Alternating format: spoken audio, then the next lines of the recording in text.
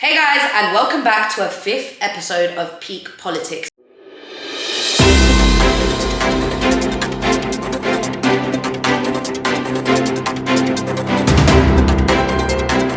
A show where we will be discussing all things politics, and I'll also be updating you on any current events going on every 2 weeks. Now, if you don't already know, the show is broken up into 3 segments. The first one is basic info, the second one is peak current events, and the third one is a Q&A section where I will be answering any of your questions that you may have. These are questions that you can leave in the comments down below on any episode, and then in the following episode, I will answer your questions. Got it? Got it. Fantastic. To kick off the show, we'll be covering some basic politics, and I will be answering the following 3 questions. What can trigger an early general election? What is a vote of no confidence? And last, what are the requirements to vote in a general election in the UK? Or to put it short, what do you need to have in order to vote?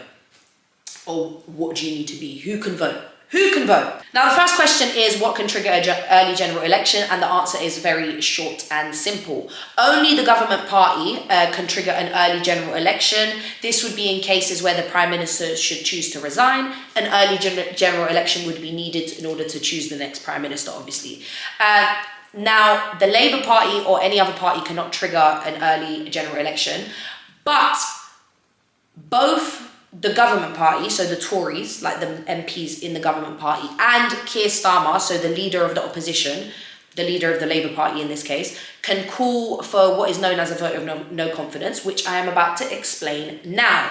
And essentially, if a vote of no confidence is passed and they're like, yep, go ahead with this, then an early general election, or a general election being triggered, is most likely going to be the outcome of that happening. What is a vote of no confidence? A vote of no confidence is basically when the government party loses confidence in their leader, right? They don't think that their leader, so the Prime Minister, can do a good enough job and get the country to where the country needs to be. Now, although all government ministers are able to suggest for there to be a vote of no confidence, their requests that will not necessarily get accepted. The only ones that are taken seriously, essentially, are the ones by ministers from the government party, so Tory ministers, or by the leader of the opposition, so the leader of the Labour Party, currently being Keir Starmer. Once a vote of no confidence motion is basically launched, they're like, yep, go ahead with this. What needs to happen is whoever has launched this, whether it's a Conservative minister or Keir Starmer, they need to gather 15% of votes amongst their peers, amongst their brethren, amongst their friends, amongst the other Tories, basically. They need to get 15% of the Tory party to agree with their no confidence motion in order for it to go further. Now, what collecting this 15% would do is essentially it would trigger the vote of no confidence. And after that, what would happen is a secret ballot would be launched. So essentially like a secret vote would be launched amongst the Tory party. And all that is needed to happen then is, if the Prime Minister wants to stay in power, he needs to get the majority of the votes. He just needs to get one more vote, then the people who are against him, and essentially he's good. Now, if the Prime Minister loses the vote of no confidence, he basically is forced to resign and is barred from standing in the next election. So he has to leave, he's fired, and he can no longer, whatever election comes after that, he can't try and become Prime Minister again. If he wins the vote of no confidence, then not only does he remain as Prime Minister, he also gets a year's immunity. So for a year, people can't try and challenge him with a vote of no confidence again, even if he might be doing a really, really terrible job. Now, the last question of the basic info segment was, what are the requirements for voting in the UK? This is going to be a very short and easy answer. This is also information that is available to you on the government website, but I feel like it might just be easier coming from my mouth. Do you understand?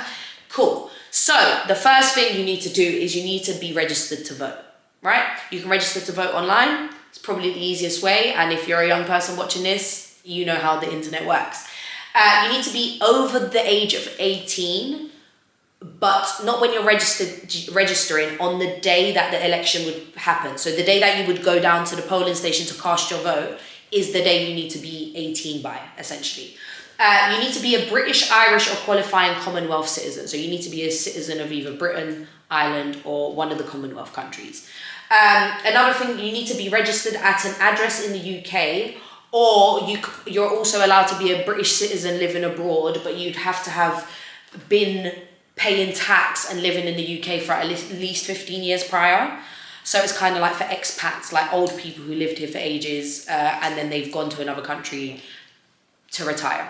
They are still allowed to vote on what the UK does, which doesn't really make sense to me, but you know, you wanted to leave, why do you still have a say in our politics? But it's fine, it's whatever. And then the last thing is you can't be legally excluded from voting, which basically the things that come under that is you can't be basically working in government, like you can't be in the House of Lords or something like that. You can't be in prison serving a sentence because obviously you physically can't go down to the polling station. You could do it by, I mean, you can't vote, but like technically in theory you could do it by post, but they don't allow you to anyways. And the last thing is you can't have previously committed some kind of like electoral crime, so like electoral fraud, like election fraud or anything like that. If you've done anything of the sort in the past, even if you're already out of prison you've served your time, you're still not allowed to vote in a general election. Okay, so now it's time to move on to the peak current events of this episode. And in this episode, I'm going to be explaining to you guys why the Metropolitan Police has been undergoing loads and loads of criticism in the last couple of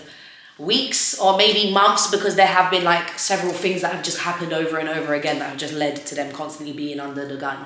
But pun intended, very much so. There's already been several reports of sexual assault attacks happening on women at the hands of police, and this obviously led to people not trusting the police, people not having any confidence in the police being able to protect them.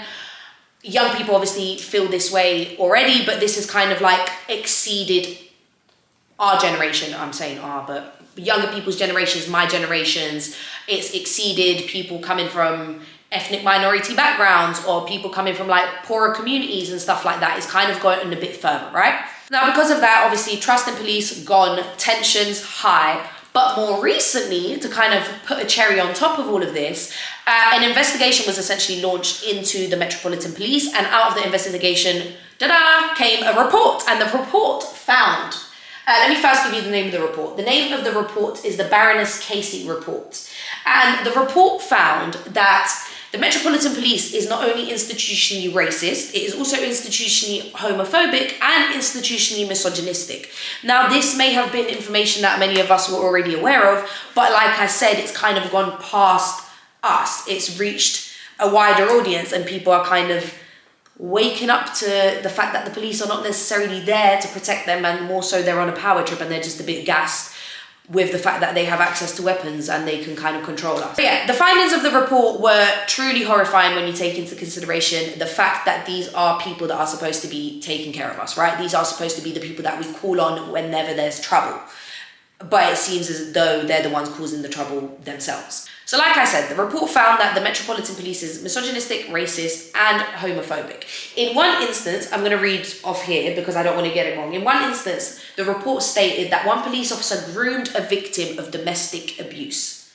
Do you know how insane that is? That's horrific. Imagine you are someone who's been suffering at home and you've finally taken out the courage to go and report someone that you actually care for, probably because it's a domestically abusive relationship.